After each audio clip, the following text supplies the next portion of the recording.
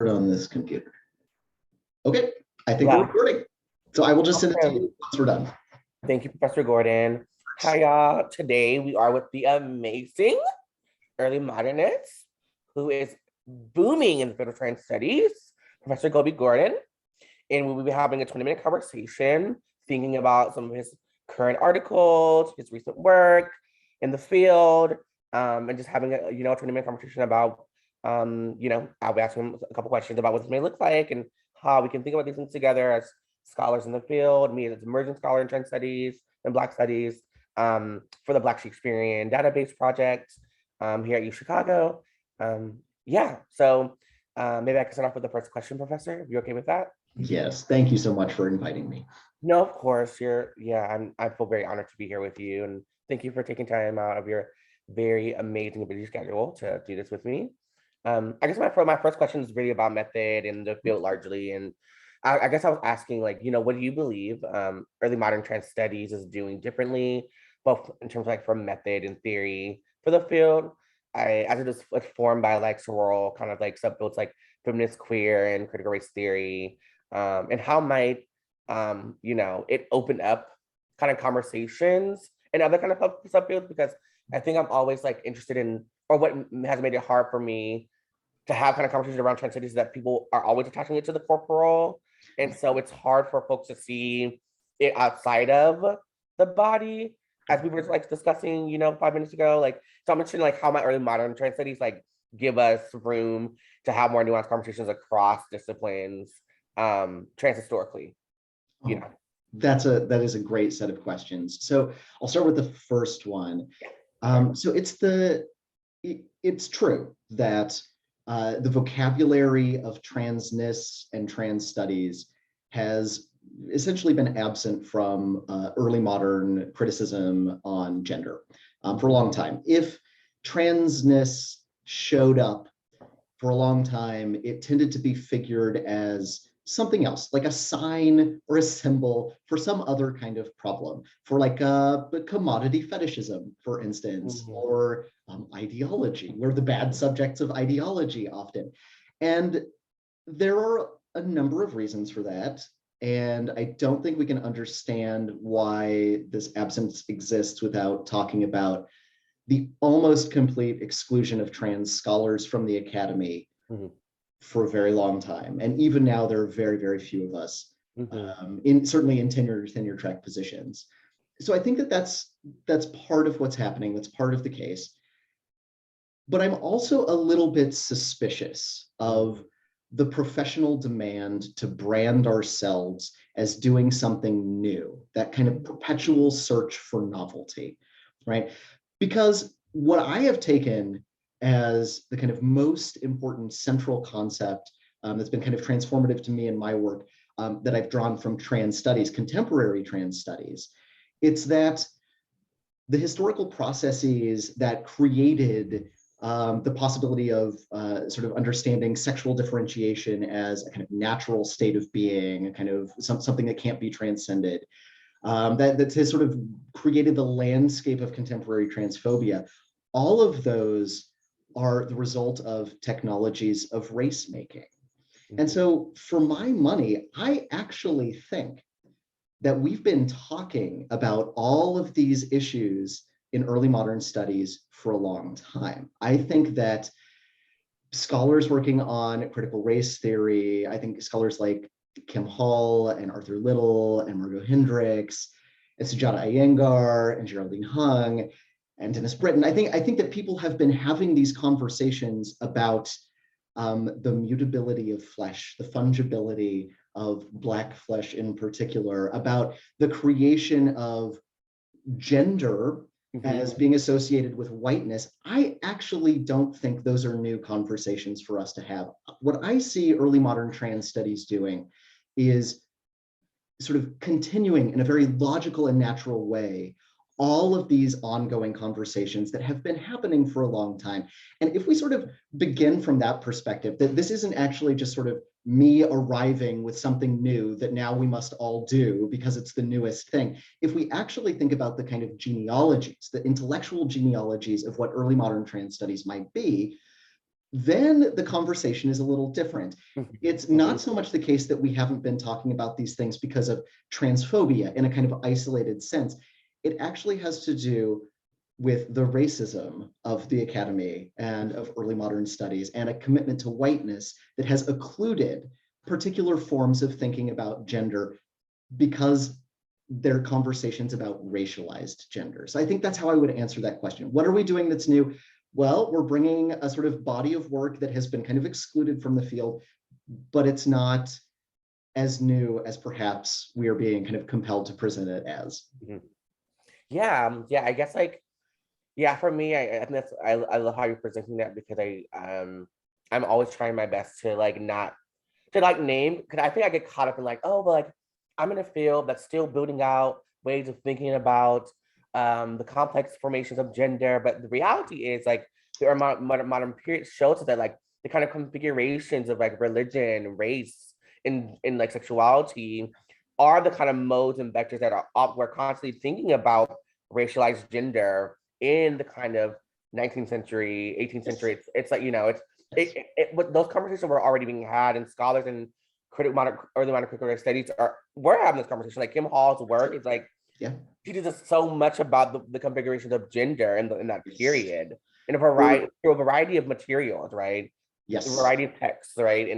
In material archive. So it's I agree. I think there's nothing novel about this kind of conversation. There's nothing novel about the kinds of theoretical frameworks that we're thinking with, Yep. you know? And I think it does keep us trapped and limits our scope and like how we can also expand the kind of field because that's what what's really doing. You're expanding the field. You know, Right. you're building off of scholars who are already thinking about how this vector has been Right. shaped, right? So Absolutely. I And I agree. think that, yes, and I think that maybe the best case scenario is actually creating certain kinds of switch points between Mhm. the work that is ongoing in our field, the most interesting and exciting work, which all has to do with race, and contemporary trans studies, which is also focused on these same issues. What do we have to offer contemporary conversations about transness, trans embodiment, transphobia? Actually, quite a lot is my feeling. Actually, I think the archives and sort of theoretical frameworks that have been developed in early modern studies have a lot to do with thinking about the kind of contemporary landscape that that makes trans life livable in some contexts and absolutely unlivable in others.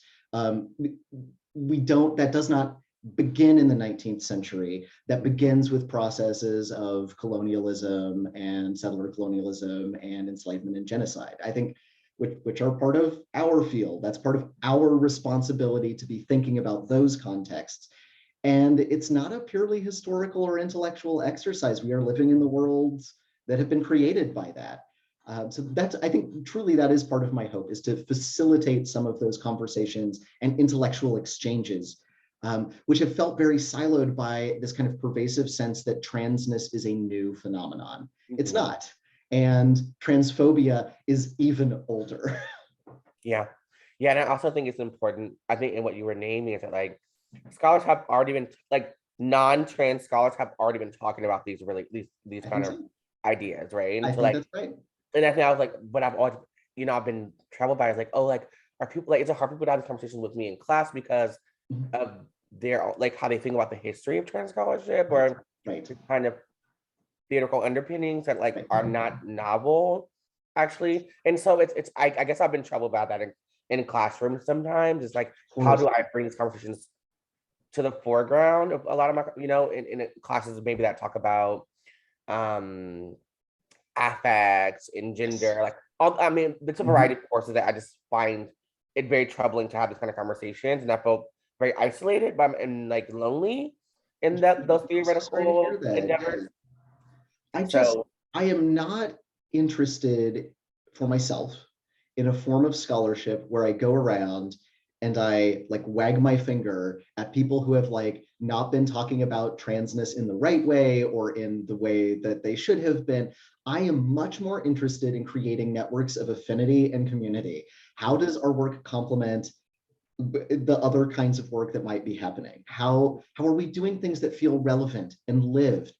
again, there's a sort of capitalist drive to present everything that we're doing as new. And when you start writing your dissertation, the question you're going to hear time and time again is, what are you doing that's new? What are you doing that's different? How are you developing particular kinds of conversations? And of course, that's, part of what we're doing. But I think that urge to present everything as kind of a radical break that from everything that came before is really misguided, and it's damaging to the work that we're trying to accomplish. We need to be speaking with one another. We need to be thinking about the real genealogies of what it is that we're doing. And the more work that I do, whether it's my own research or sort of, organizing conferences or doing editorial work, the more I'm invested in showing that this is a continuation of ongoing conversations, and that's only a positive thing in my mind. Love, thank you so much, Professor. I mean, you kind of hinted on this question already, but I was interested in thinking about folks who you have thought with besides, who are some of the key scholars who have shaped your thinking and have pushed you to take on some of these like rigorous historical projects, in particular, in your work largely in early modern. Of course, yeah. So Simone Chess and Will Fisher invited me to be a co-editor for the volume on early modern trans studies, and that was totally transformative for me. I love collaborative work.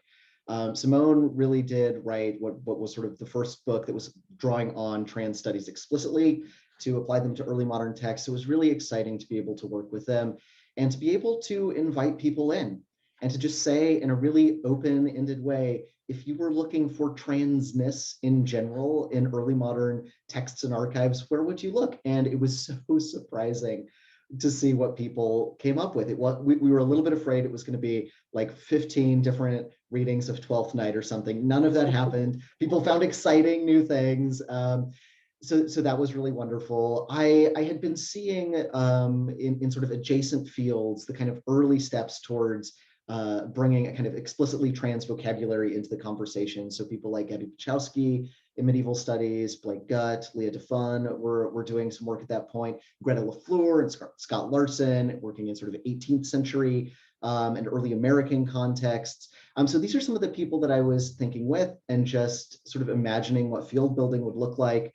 So that was all really helpful for me. Of course, in addition to all of the names that I've already said as people who have sort of inspired and kind of framed the research that I do, not to mention everyone again. In trans studies, I think no one has been more important to my way of thinking about what transness means and about the kind of early modern career of transphobia than Riley Snorton. I think that's not just true for me. I think that's true for everybody in trans studies. Increasingly, people like Marquise Bay have been really meaningful. I think Jules Gill-Peterson's work on the sort of racialized history of the trans child and trans child, I think, have been really transformative in my ways of approaching complicated archives that were not built for people like me, that are sort of about me but not for me. That's been really helpful in thinking. Grace Lavery, Andrea Long Chu, you bring her Andrea Long Chu, yes, I love a good contrarian. Andrea Long Chu is certainly one to think with. Females of concern. I'm interested. Absolutely. I often work with legal archives, so people like Dean Spade and Pace Laura and Eric Stanley have been really helpful for me thinking about the stakes of the encounters between transness and the state and law. So those are some of the people who have kind of shaped my thinking. I suppose the other that I must name is my teacher, Julia Lupton, who has sort of given me a way of kind of not just like a sense of methodological generosity to think with the things that I'm looking at, even when they're very complex things, but a real affirmative account of theology and what that might actually look like. And that has really kind of guided a lot of my ways of encountering religious archives, which are the kind of meat of my research. So I think those are some of the people that have really shaped me and my ways of thinking. Love. Yeah, I love that you bring up religion, theology, very much a thread in your work, and also thinking about the relationship of of transness in the state is so important in Mhm. legal archives. I am particularly interested in like your kind of creative niches and threads in poetics Yeah, and yeah. like literature and poetry. And so I'm deeply intrigued by your thread of creative aspirations within like with like your method and theoretical readings and affinity for mobilizing like poetry in early modern Yeah, trans yeah. studies or in early modern work in general. So I'm interested in like in some of the work you talk about poetry, you talk about Sonnet 20. I'm interested in like that creative form for you of writing and like how you like what shaped you into or just what pushed you to get to like think about poetry in some kind of way and Shakespeare and just Yeah, like what it might be bringing or how it might be generative towards your work and also in terms of thinking like about legality and the state and yeah. theology. So and I know those are all threads in a couple of your pieces. So Yeah, yeah, absolutely. So that's a great question. I I'm am so sorry. much more interested in poetry than drama, which I think makes me kind of unusual. And there's a sort of joke among trans people that, the second you transition, the second you announce to the world that you're transitioning, the first thing that happens is that somebody tries to make a documentary about you. And then somebody demands that you write your memoir and you publish your memoir. And I think that I have this kind of sense that I wanted to resist that. So like people like Vivian Namaste talk about the ways that trans people get kind of trapped in memoir. Like that's our genre. We can't escape it. If a trans person is going to be speaking, the only thing that they can be doing is talking about their journey. And for me, I think that the real trans genre is not memoir. I think it's lyric poetry. I think there is something profoundly dysphoric about the ability to create this kind of other self, this other body, this other voice that then you inhabit for a bit and that you try on, and it's visible, but it's also a little bit withholding. And people can Stephanie Bird is the one who sort of guides my thought on this, and she says, when I write poetry, I create another body that can at least be heard, if not seen. And that it just like it breaks my heart, but also it's so true. There's something about lyric itself that to me feels deeply and profoundly trans, that Mhm. transness is almost the condition of possibility for lyric poetry. So really, I like writing about poetry more than anything else on earth. That is what I Mhm. prefer to do. And I truly think it has to do with the kind of formal structures of lyric and what it makes possible. So for me, Mhm. that's sort of how I got into thinking about and writing about lyric. And again, I encourage everyone to read Stephanie Burt's writing on the subject, because I think it's really helpful for imagining other ways that trans writing can exist Mhm. besides just constantly talking about my journey, which of course comes out of particular forms of sexological and then psychiatric writing, which is essentially designed to gatekeep transness. Dean Spade writes about the kind of trans journey as something that like allows cis people to feel good about themselves by Mhm. shutting down trans possibility. If you did not know these particular things at this age, if you did not have these particular kinds of sexual experiences, don't worry, you're not going to transition. It's okay. I'm more interested in finding trans possibility. And I think that if you like poetry, you're maybe a little bit trans. I don't know what to I say. I love that so much because I'm so obsessed with poetry right now. Yeah, I think yeah. the main poet I'm like constantly thinking about is Jennifer Spinoza. Oh, yeah, of By course. the body, Yeah. there's something like hope, there should be flowers. There's something Incredible. in poetics, a trans poetics for me that like you said, it's deeply saddens and bemoans the world and bemoans corporality, but like it's so interesting in like trying trying to find like Yeah, oneself inside, outside, and through other kind of bodies. Like there's yeah, something deeply productive there for me in poetry, like that. Like I don't know how to pinpoint right now and the kind of arguments I'm making around blackness and transness, or the possibilities that like blackness lends transness and transness lends blackness, which the Marquise Bay's thinking about and yeah, so on through right sort and like yeah. so yes, there's something I'm so glad you named that because it's where I'm at right now with poetry. Poetry is so and I don't even know how I got there. I think one day I just picked up Jennifer's work and I was like Mhm. me and my best friend who when I was at NYU, we were like reading it together and like they were just reading me different poems from her book, There Should Be Flowers. And Professor, I just started crying. Yeah. I don't know Oh, why. I just like yeah. started crying because I resonated so deeply with how she was thinking about the body and how she was mourning the body. Yeah. And I don't know. So yeah, I totally I agree think with that's everything you really. just named about around that. The kind I, of I their sorry, guys. I think that lyric poetry is probably the most trans genre, but I think that literary criticism is a close second. I think that like Mm, all of these ways of getting inside of other people's writing, of producing kind of other selves and other bodies, there's something sort of dissociative about what we do. I think it's not a coincidence that trans people wind up being writers and literary critics as often as we do. I think that that's, to me, that there's something really true about these kinds of practices, which are and are not practices of self-fashioning. Sometimes they're sort of egg-like strategies of holding off dysphoria or preventing transition. But I feel like they're still part of our world either way, when they're kind of explicitly trans and when they're not. love. Thank you so much, Professor.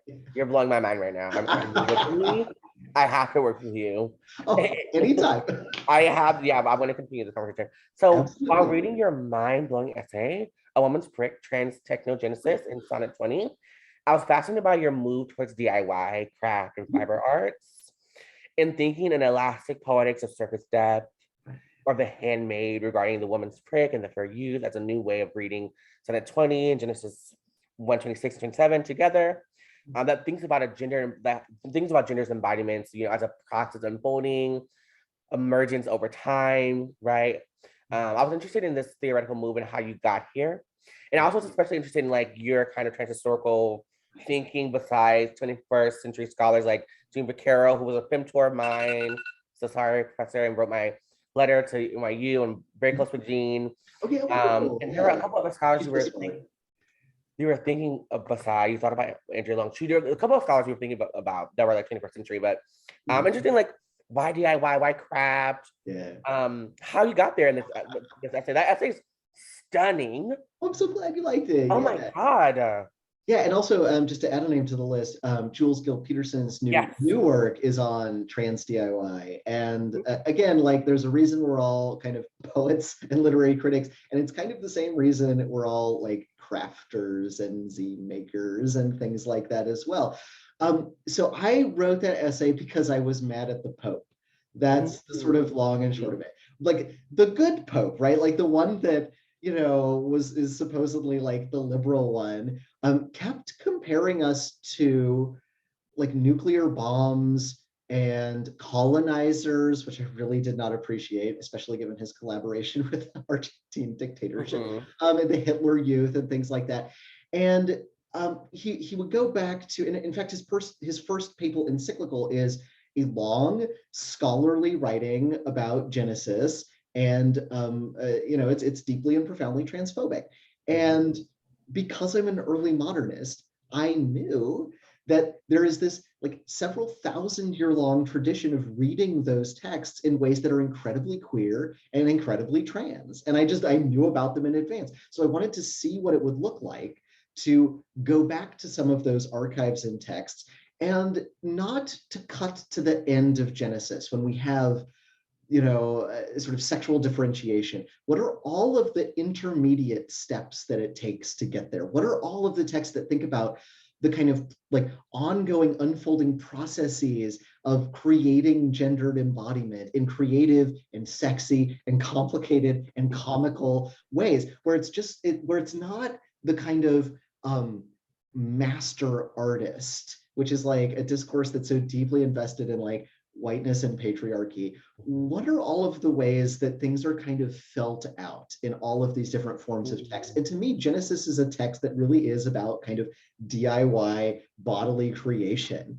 So I liked, Sonnet 20 was just a kind of opportunity to sit with all of the pleasures of what it means to create and construct a body, to try things out, to put different parts in different places, to present yourself differently, to have different complicated kinds of relationships with other bodies, bone of my bone, flesh of my flesh. Like, if that is not me and all of my friends, I don't know what it is. So it was just a kind of opportunity to remember that theology has offered a conceptual vocabulary for thinking about queerness and transness for a very long time, for a long time before medicine sort of declared eminent domain on the possibility of transition. People went to theology, among many other places, to think about what bodies could do. And Genesis is so profoundly about what bodies might be able to do. So that was sort of how that I essay love came that. into being.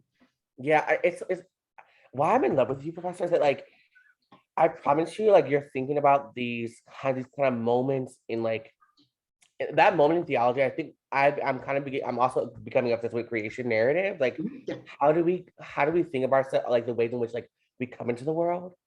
And I think that's so important to like trans life. It's like what brings us into these bodies, what keeps us like what just helps us disassociate in moments where we cannot stand to be in flesh. Yeah. Like, all these kind of moments that like signal in like really rupture corporality. And there's something really beautiful about how you're also thinking assemblage. Yeah. Yeah. Yeah. Never And just the self in isolation. It's always plural from the beginning. mhm, And we are always plural from plural. the beginning, and I love that.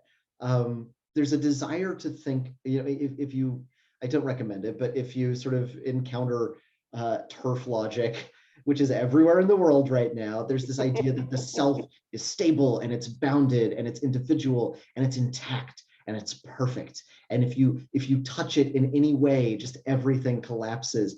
And I love those of us who are like, I'm going to run my endocrine system by hand for a while, just see how it goes, see what happens, try things out. Nothing is final. Nothing is ideal. Nothing is complete. Everything is unfolding. Everything is in the process of becoming. And that can happen in so many different ways. I love any form of thought that allows us to inhabit that kind of not just a space and mindset, but also a practice, and a practice with our bodies. Mm-hmm. Mm-hmm. I agree. Thank you, Professor. Oh my God. Okay. So we have three more questions. Okay. Um, so your essay, The Sign You Must Not Touch, Lyric Obscurity, Trans Confession, was quite riveting and how it allowed me to think about these everyday scenes of subjecting trans folks to a singular, comprehensible self-narrative that elicits a particular diagnosis, medical legibility, something you just talked about.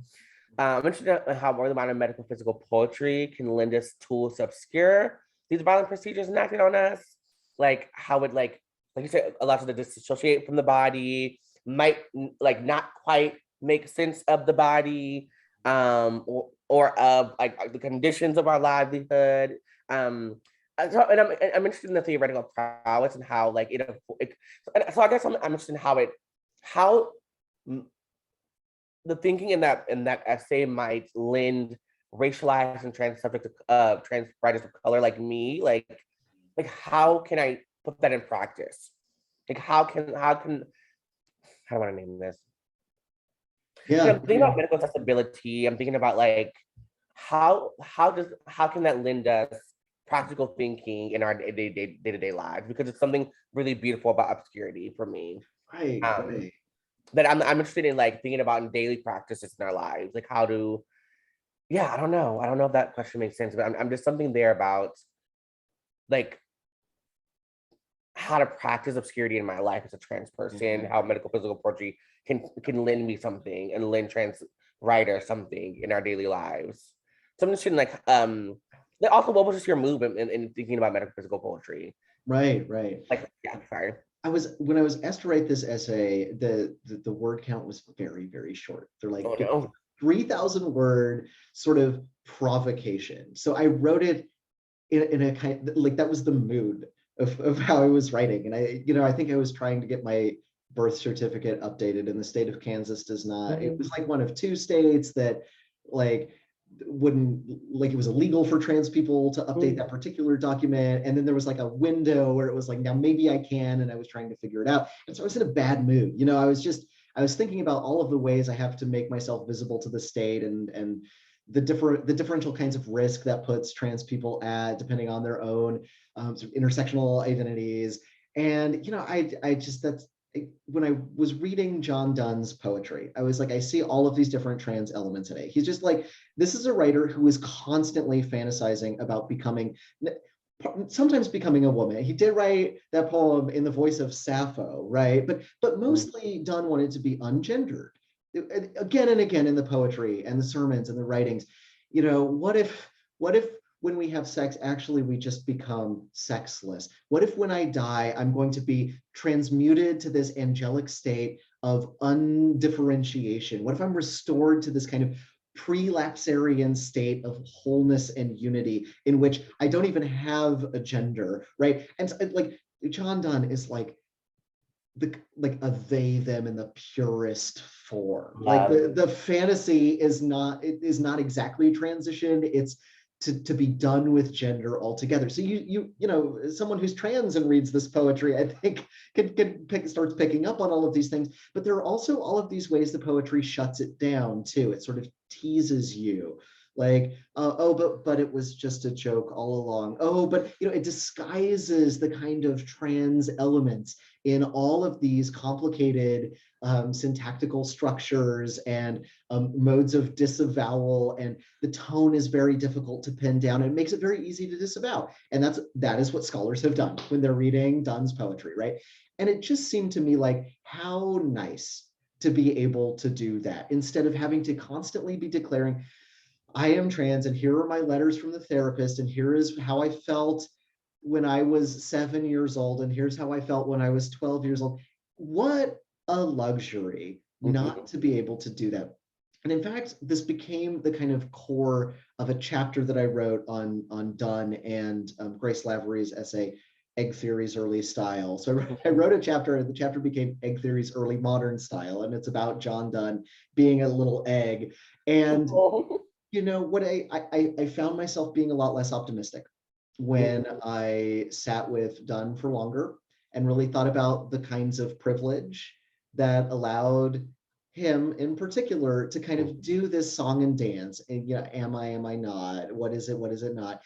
And I think where I landed was, there's something about Donne's whiteness and his relationship to things like the colonial project, which he was an active propagandist for, that allowed him to kind of inhabit this state of obscurity. There's something very self-indulgent about it. And I wanted it to be more radical than it was. You know, I went in hoping that it was going to be this kind of radical thing. And I don't know that John Donne is where you can find it at the end of the day. So maybe it's a less optimistic answer than certainly I was looking for. Does John Donne give us sort of tools for navigating? I don't know. I certainly think that it is part of the kind of genealogy of sort of visibility being a trap.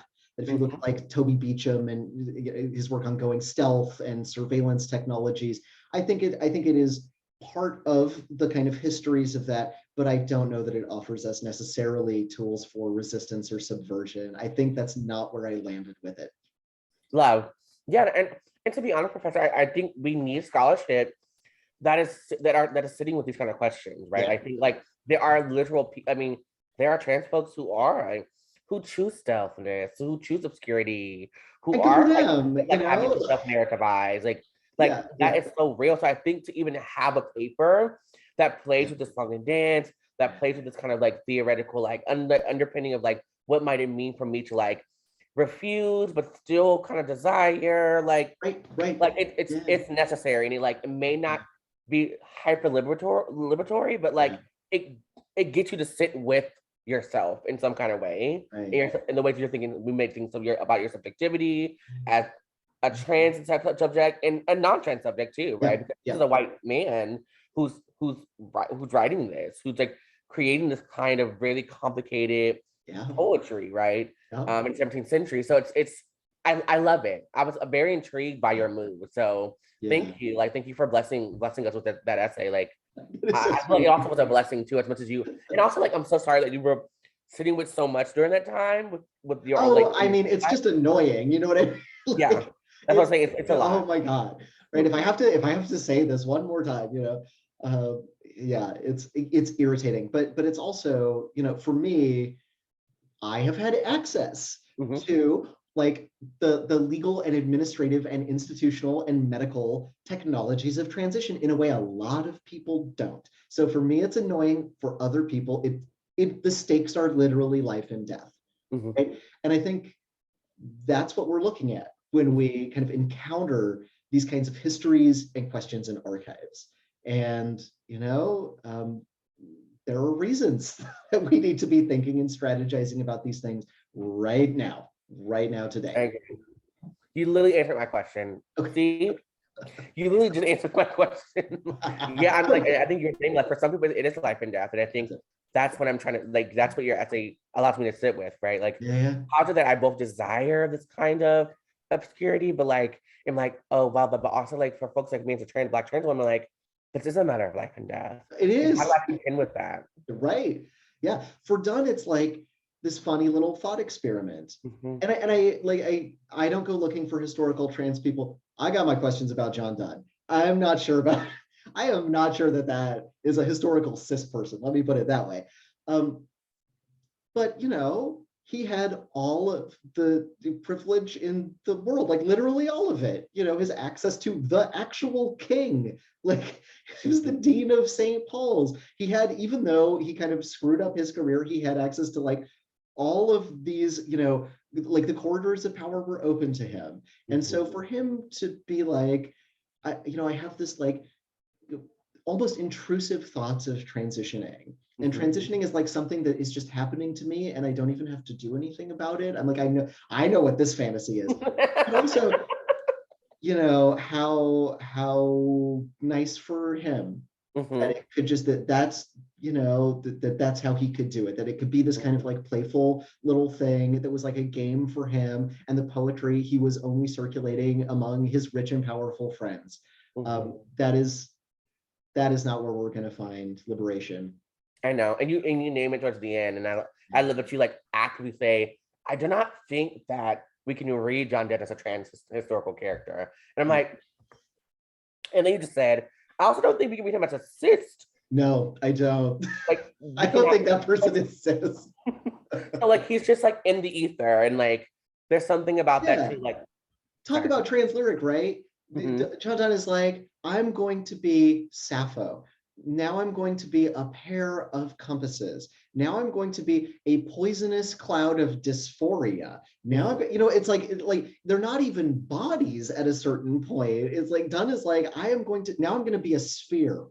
I'm going to be a disembodied sphere. Like, these are fantasies that are profoundly dysphoric.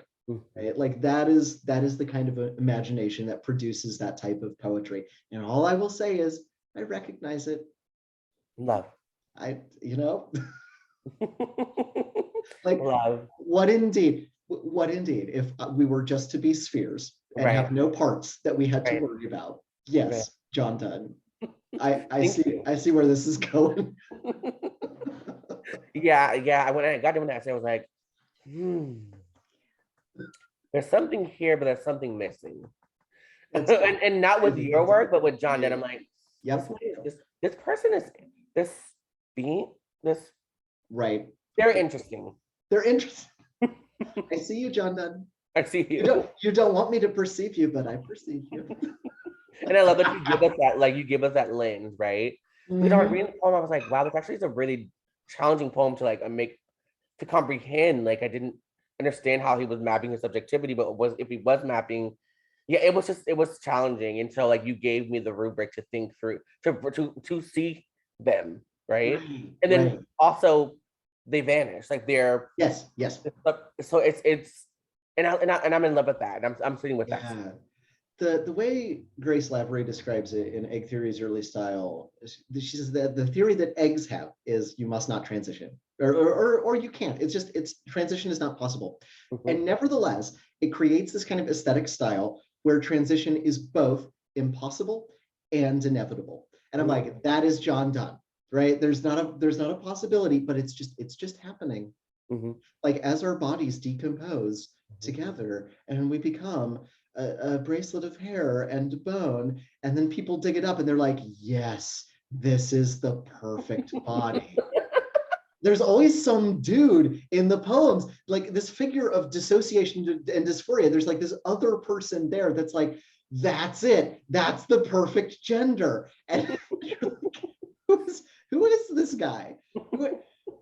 Do we all think that this is actually the perfect gender, or can I interest you in some hormones? Like, I don't know, but I love that.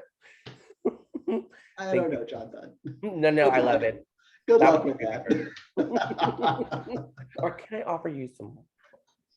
Okay, maybe not. Right? Yeah. So my next question is okay. So I think it's rigorous and exciting work that you do in your essay, Maiden Hue, Transphilology, and Sonnet 20. You have an obsession with Sonnet 20, and I love it. Yes, Shakespeare. Around tracing the trans-temporal understandings of color, skin, flesh, bone, and all of its variegated meanings. You do by pointing to Majori Rubrich's exploration of, quote, the trans prefixal scattering effects, end quote, that challenge directionality and operations for the term's usage and what you're exploring regarding the kinds of cuts and conversions enacted on racialized and gender bodies, in particular, the fair use again, and the love. So I'm interested in hearing more about like how you think about how you've been thinking about conversion in your work in theology and early modern trans studies, and how you've been figuring the cut. Like I'm interested in these kind of two terms that you've been playing with in your work, and um how you've been situating them, and if we might see that in future work as well. So Yes. Your timing is excellent because I am actually just now writing a chapter on the Merchant of Venice and trans cutting. And conversion is so important to think about in this period because it is both a deeply gendered phenomenon, which involves quite literally in the sort of early modern English imagination, different forms of cutting and genital cutting. And that could be circumcision, but that could eunuch. also be castration, right? So people like Patricia Parker's work on barbers and Barbary, I think are really important. Abdulhamid Arvas wrote an essay on early modern trans eunuchs. That's been, I think, really helpful and transformative. Greta LaFleur's work on sodomy and like Barbary captivity narratives have sort of helped me think through that. So it's about transition in kind of literal physiological senses, but also is about categories of racialization that are sort of emerging in this period. So conversion, the possibilities and limits of conversion in this period are right at the center of what I think of as the kind of one of the central archives of early modern trans studies, because everything is happening around these kinds of figures of cutting and conversion. And I think if you look at the kind of contemporary landscape of transphobia and turfiness, it has a real problem with anti-Semitism and Islamophobia. That there's, like, for instance, the person who radicalized J.K. Rowling subscribed to the sort of protocols of the Elders of Zion model that George Soros was secretly funding, this cabal of that was sort of designed to trans the youth, right? So you see this fantasy coming up in even kind of central kind of exponents of contemporary transphobia. And I think that fear of trans cutting has roots in things like early modern Islamophobia, the blood libel, the sense that Jewish doctors now are being targeted by transphobic activists. They are today. They certainly were in the 30s. If you think about Hitler denouncing Magnus Hirschfeld, who was one of the earliest physicians to both offer hormone therapy and gender affirming surgery. That was one of the first targets of the Third Reich. This has early modern origins in conversations about race and religion, which are also about transness and transition. So I'm thinking about the kind of ongoing afterlives of early modern anti-Semitism and Islamophobia, which of course is also deeply implicated in anti-Black racism and settler colonialism in the period. So I'm thinking about that with The Merchant of Venice. I also have a chapter in the book that I'm writing about Samson Agonistes, and sort of the figure of castration and the kind of racialized fears of trans cutting as a kind of disabling and racializing technology. So I'm continuing to think with those categories because although, we're living in the worlds that were created by early modern conversations about all of these topics, and conversion is right at the heart of those. Love. Yeah, I found it very like central to that work. I've never really studied philology, and so I was trying my best to keep Same. up with like how Same. you were tracing hue. Yeah. And that I'm like, oh wow, this is rigorous work. Like I was so proud of you. I was like, it's just like Good. how you, I don't know, like I was like, how does this man like create these very like essays? Like you just do some really outstanding work in Oh your gosh, papers. Like this was a full experiment. I had to Google like what is philology? I don't know how this works, but it's fun. It opens up different ways of kind of like moving across archives and text in historical periods. And like everyone should read Joss Charles Field. I think it's like one of the most beautiful things in the world. So it was also like it gave me an excuse to bring that into like a text that really is about early modern stuff. Philology was fun. It was a new thing to me, but I think that it's cool to find different ways to inhabit and work with theory, text, and archives. And I'm always kind of like I know what sort of works for me, but I love finding new ways to move through those different elements of the type of writing and thinking that we do. So maybe philology, who knows? Maybe love. that's a different tool that you can have. Yeah. No, love. Yeah, it's definitely some work. I would love to also like maybe get some introductory pieces in philology for like if something you can point me towards to like think, to like have a good grasp on that field, to think about to think Yeah. transform and So to I prefigure in totally my work. recommend in the collection that Simone and Will and I did. There are two really cool essays on trans philology. So Joey Gamble's on, I think it's called Towards a Trans Philology. They are a genius. I love that piece so intensely. The ways that it opens up these kinds of conversations about like, well, we can't talk about transness before like Tumblr because that didn't exist and those words didn't exist. And that question of just saying like, okay, well, what kinds of words were being used and like what are the actual histories of these kinds of terms?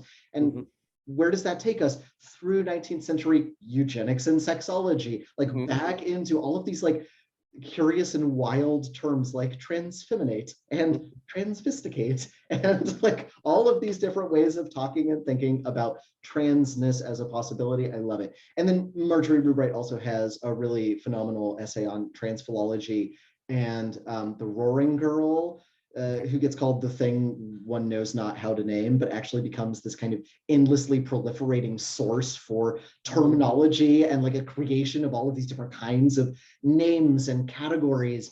So those are two that are fabulous. Highly recommend. Love. We'll definitely check those out. Thank you so much, Professor. Oh, of course. Okay. So my Love to last love question. people's work. Yeah. So my last question. I'm so excited for your first monograph after reading, and you have so much more work that I'm gonna continue to like read and like you definitely will be someone I will be studying, will be thinking besides Wonderful. as I'm moving through my coursework and you moving towards my comps. You will definitely be in my like I just know your work with my comps. Like you have very much inspired me. So I'm interested in your forthcoming monograph, Glorious Bodies, Trans Theology in Renaissance Literature. What interesting historical, theoretical mood interventions. And you can't, I mean, I went away for the book, but like, what are you exploring? Give us a brief kind of, just a little like snippet of what you made, what you're giving the world, what you're blessing the world with.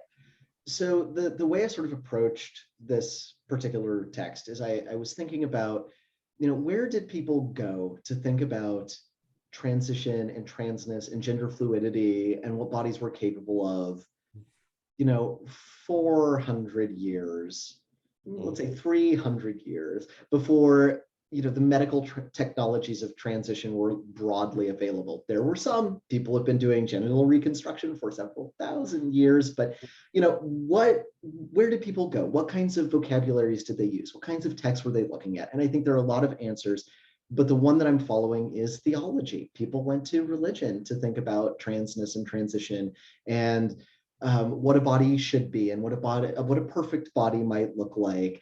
And their answers were sometimes very cis and sometimes very trans. Mhm. So that sort of grounded the kinds of archives that I'm looking at, the kinds of texts and both literary and non-literary that I'm approaching. So we've talked about, I think at this point, most of the chapters, but that's really what I'm looking at. And I think that there's a value, like an ongoing value, to finding other kinds of discourses besides the medical to talk about transness, because as we've discussed, trans people have complicated relationships with doctors, and allowing cis physicians and therapists to kind of set the parameters and possibilities of trans embodiment has been a huge problem. And finding other discourses where people have been doing that, there is use to that. There is use to thinking affirmatively about trans theology. It was a mistake. And I follow Melissa Sanchez in this. I also, like her, believe that it was a mistake to let like the right-wing conservative reactionary factions of society have religion and say, oh no, we're doing something else. We're secular, we're medical, we're whatever else. Well, secularism is implicated in white supremacy and transphobia. Certainly so is the history of medicine. It was a mistake to just sort of cede that to the people who are actively trying to kill us. So that's, I think, what I'm sort of interested in, is returning to this moment prior to medicine sort of laying claim to trans possibility, and just seeing what we can do with it. And that's not to say that theology has always or only been somehow trans affirming. Of course, that's not true. And of course, transness, theology has also been implicated in white supremacy and transphobia in any number of ways. So it's trying to sit with that, the complexity of that. What is there to be reclaimed? What is there that could be useful? And also, how do we have to think about the histories of white supremacy and transphobia when we're looking at these archives? And it's both. For me, it's always both.